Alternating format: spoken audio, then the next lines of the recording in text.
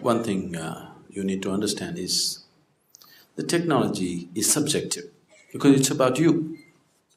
You have known objective technologies, how to fix the car, how to fix the airplane, how to fix the aircraft, all these things. You can stay away from those things, look at them and fix them, they are different. But this is subjective technology, it's about you. So if you have to look at this, in some way you have to open up.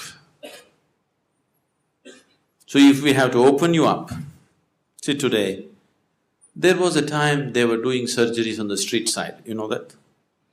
Yes? And if too much blood comes, they would just pick up mud and throw it and stop bleeding in the village. Yes, do you know? Yes or no? If there is a cut or a wound and there's too much bleeding, they would simply take mud and put it somehow to stop the bleeding. But today we have understood, even if we have to open a small opening in the body, we need a certain sterile condition to do it. We have understood that much, isn't it?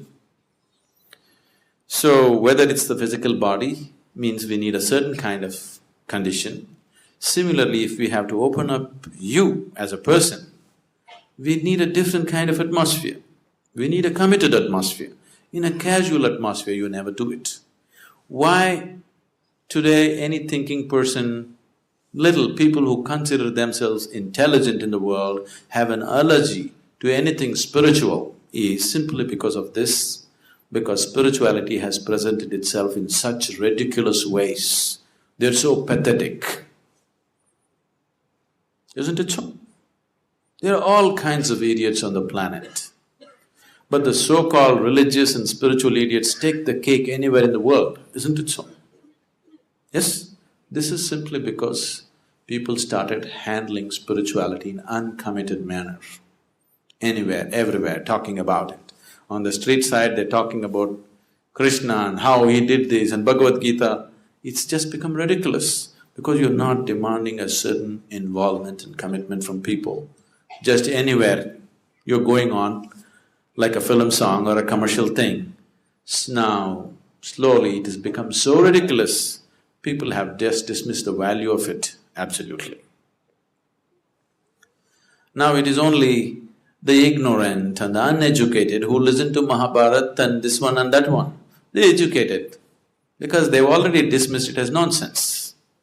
Because it's happening in such ridiculous ways, it is not being presented properly, not creating the right kind of situation for it to grow, simply doing it anywhere. So subjective technology is never attempted in uncommitted atmospheres. It has to be done in a committed atmosphere. We want to just align these four wheels on which you carry your life. See, you may think and imagine many things about you. In your experience, the only four realities of your life is physical body, mind, emotion and energy that supports all this, isn't it so?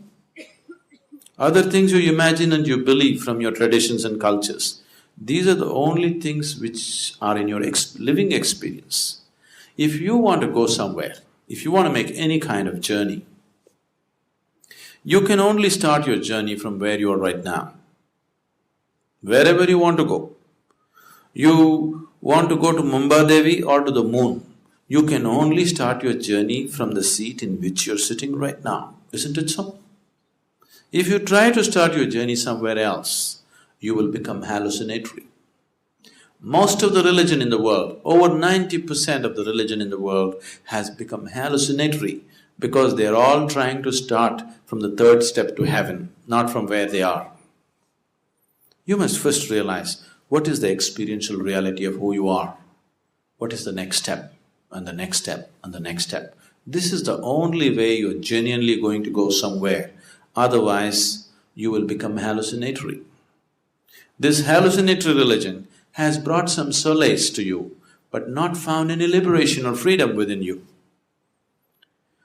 Now you just believe everything is being taken care of for you by God, everything. But tomorrow morning, if something happens in your life that you do not like, suddenly you crack up, isn't it? Because it is so surface what you believe in. Life can crack you, it doesn't matter what kind of hallucinations you have. Life situations are capable of breaking you if they don't go right, isn't it? Now if you're a believer, if life is not happening your way, it must be definitely happening his way, isn't it? You must be even more happy. But that's not the reality of your life. You want the life to happen the way you want it. If you have any problem in your life right now, it is just this: life is not going the way you think it should go. Is there any other problem with your life? Is there any other problem with your life? This is the only problem that human beings have. Life is not going the way they think it should go, isn't it so? If it is not going your way, it must be going the Creator's way, isn't it? You must be even more happy, but that's not the reality, because there are too many deceptions in the mind.